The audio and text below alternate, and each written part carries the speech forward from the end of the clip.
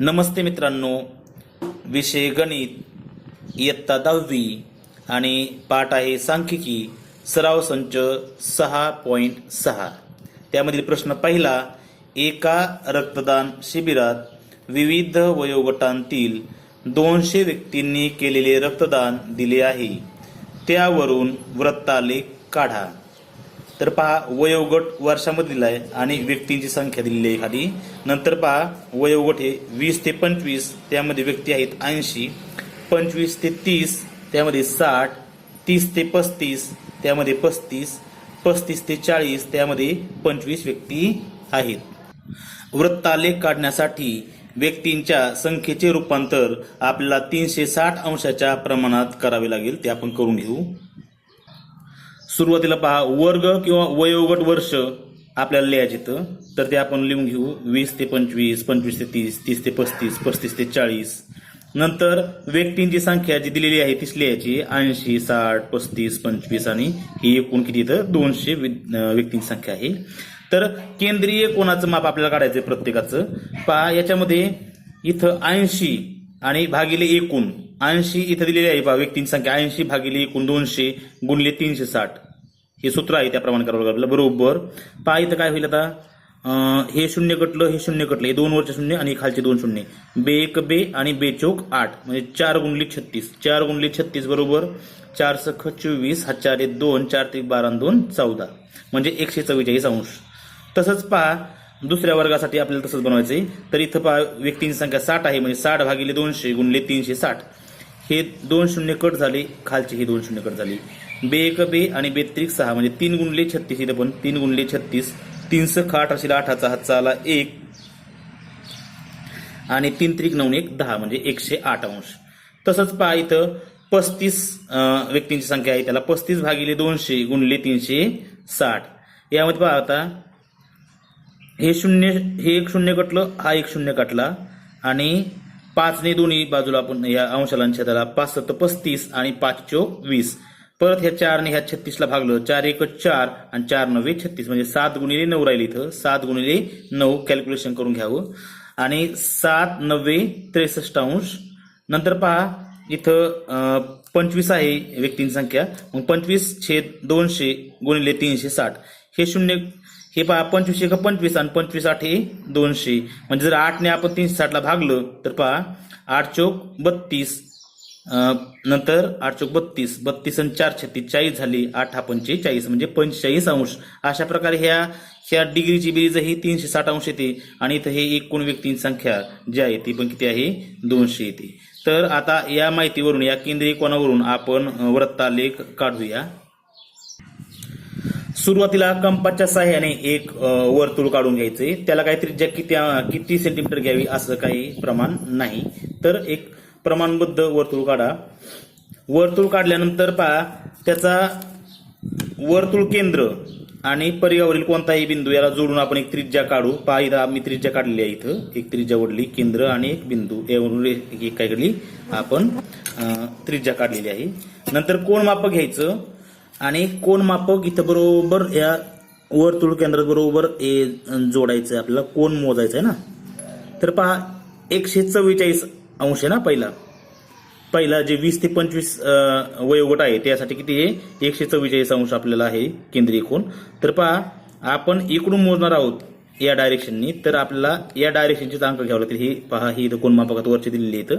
तर ते 144 हे 140 आली पहा, आणि त्याच्या पुढं हे 4 म्हणजे 144 अंश.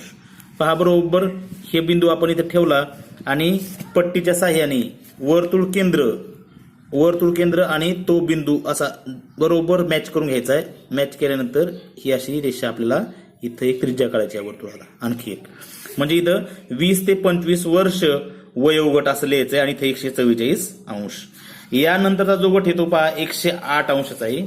तर तो 108 अंश आपल्याला काढण्यासाठी फिरवावं लागते. घड्याळाच्या काट्याच्या दिशेने आपण क्लॉकवाईज फिरवूया. नंतर पहा, आपल्याला किती घ्यायचं आता पहा, बरोबर मी या केंद्रातून ही जी रेषा आहे बेसची ती जॉईन केली आणि आपल्याला किती घ्यायचंय 108 अंश घ्यायचा आहे. पहा बरोबर जोडल्यानंतर पहा 100 हे 100 आहेत पहा आणि हे 10च्या अगोदर ही 8 108 ला हा एक पॉईंट दिला मी आणि तो पॉईंट काय करायचा आहे आपण परत असा पट्टीच्या साह्याने बरोबर मॅच करून काय करायचं आहे केंद्रात ओढून घ्यायचा आहे पहा अशी दिश ओढून घ्यायची ही आणि नंतर इथं लिहायचंय 108 अंश इथं लिहायचंय परत 25 ते 30 वर्ष वयोगट असं आपण लिहून घ्यायचंय आणि नंतर पुन्हा आपल्याला तो क्लॉकवाईज असं ती मोजमाप करायचे नंतर पहा 30 ते 35 वर्षासाठी आपल्याला 35 अंशाचा कोण करायचा आहे 35 अंश पहा परत हा कोण मापक बरोबर जोडून घेतला 63 अंशाचा आपल्याला कोण काढायचा आहे 63 पहा इथं 63 कसं तर पहा इथं पहा 10 20 30 40 50 60 आणि हे 3 63 1 2 3 63 इथं आपण पॉईंट काढलाय पहा नंतर हा पॉईंट काय करायचा हा केंद्रकातून असं काय करायचं आहे ओढून बरोबर ओढून फक्त रेषा जी आपण त्रिज्या काढणार ती वर्तुळाच्या आतपर्यंत काढायची बाहेर काढायची नाही आणि नंतर जो उरलेला आता एकच कॅल्क्युलेशन राहिले तो किती 45 अंशाचा आहे तो आपण मोजून पाहूया तर पहा मोजून पाहिल्यानंतर आपल्याला कळतंय की समजतंय की तो बरोबर किती आहे पहा इथे 40 आणि हे 5 45 अंशाचा बरोबर राहिलाय तो शेवटचा काढायची आखायची गरज पण नाही मग पहा आपला वृत्तालेख कसा दिसेल तर पहा अशा प्रकारे सर्व घटक दिलेत ते सर्व घटक वर्ग आलेत का नंतर त्याच्या अंशात आपण लिहिलेत का हे या गोष्टी यामध्ये महत्वाच्या आहेत आणि यानंतर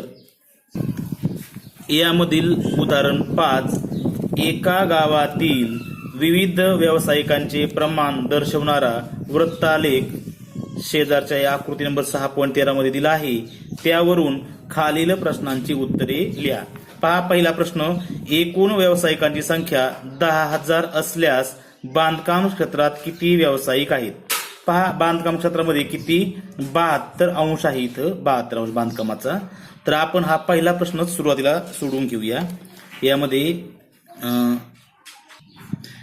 पहा यातील पर्याय क्रमांक 1 चं उत्तर पहा येथे एकूण व्यावसायिक 10,000 आहेत समजा बांधकाम क्षेत्रात X व्यावसायिक आहेत तर म्हणून X व्यावसायिकांसाठीचा केंद्रीय कोन आताच पाहिला आपण किती आहे 72 अंशाचा आहे मग पहा सूत्र आपल्याला माहिती आहे बांधकाम क्षेत्रातील व्यावसायिकांसाठीचा केंद्रीय कोन बरोबर काय आहे तर बांधकाम क्षेत्रातील व्यावसायिक किती व्यावसायिक आहेत त्यांची संख्या भागिले एकूण व्यावसायिकांची संख्या गुणिले 360 कारण 360च्या प्रमाणात आपल्याला त्याला बनवावं लागतं मग म्हणून पहा इथं आपण कोण पाहिला 72 बरोबर X/10,000 इथं गुणिले 360 आता पहा हे शून्य कटलं आता X ची किंमत काढायची इथं 1000 हे आता भागिले राहतील तिकडे गेल्यानंतर गुणिले मग काय होईल X बरोबर 72 गुणिले 1000 भागिले हे 36 नंतर 36 × 36 36 दुने 72 बरोबर 2000 मग शेवटी एक ओळ लिहायची आपण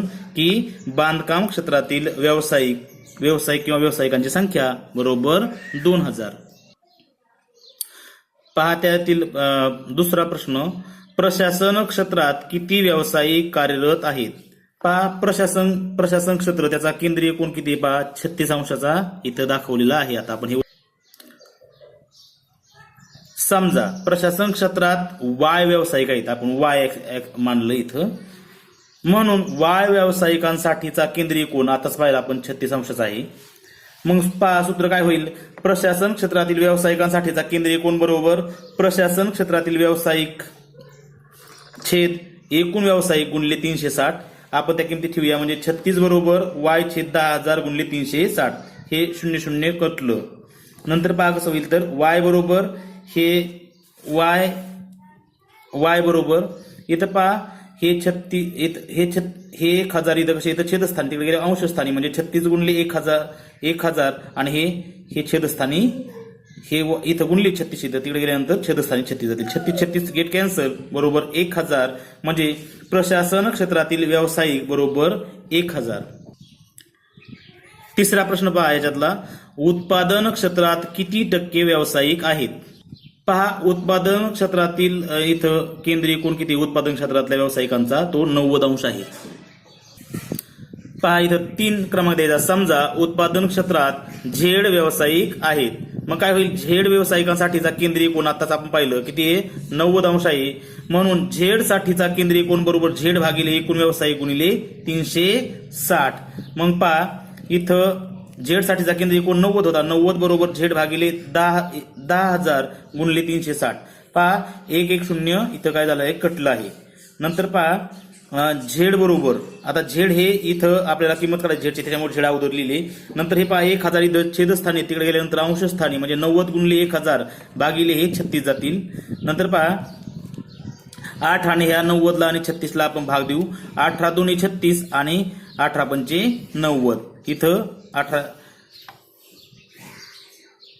18 पंचे 90 म्हणजे इथं काय झालं पहा, नंतर इथं 2 राहिले, 18 2 36 होतं ना, मग बे एक बे आणि या 2ने काय केलं, हे 1000ला भागलं म्हणजे 500 आले. बे पंचे 10 आणि बे 0 0 बे 0 0 म्हणजे इथं 5 गुणिले 500 एवढं शिल्लक राहिलं. मग 5 गुणिले 500 5 5 25 म्हणजे 2500 म्हणजे 2500. म्हणून झेड बरोबर 2500.